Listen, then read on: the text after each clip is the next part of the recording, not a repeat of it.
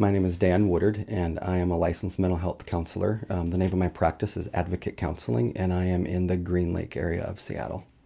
I work with a lot of gay men, some women as well, especially gay men who come from a religious background, have a faith background and faith experience that they grew up with. Difficulty really sort of bringing their faith and their sexuality together. They feel like they've had to choose one way or the other, either my faith or my sexuality, and so I try to help them integrate if that's what they're wanting to do. The other thing that I'm finding is just people that are having relationship troubles, and sometimes that comes up in a lot of different ways. One of them that I'm seeing a lot of is people who experience infidelity in their relationship, and one of the partners cheats on the other, and something happens, and they're kind of going, "What? Like, why did this happen? What's going on? I didn't mean to do this." And well, we sort of uncover what's going on and what they've needed to talk about and what needs to come out in the relationship and communicate. Where I got my master's degree was at Mars Hill Graduate School, and one of the areas of focus really was a very relational way of being with clients, being with one another, and I think that is really important.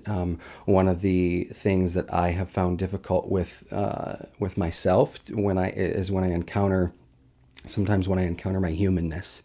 I'm not perfect. I don't have it all together. I have stuff that still needs work, and so while my clients don't necessarily need to know all of that, I draw from that. I get to be human, and there are points in time where I will share a story here and there if it's something that's helpful, that works in that sort of context with that client. And I think it's the humanness that connects us to one another, and I think that's an important thing. I love it when I am able to hear from a client, maybe I've been working with them for a while, and they'll say to me, "This is so interesting to me. I never really thought I'd ever be here."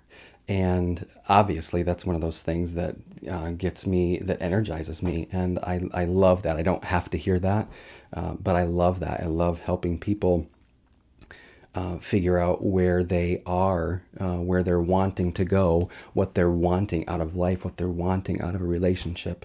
I think that's possibly one of the most challenging things for us as people, is to figure out what we want, and I get to help people do that.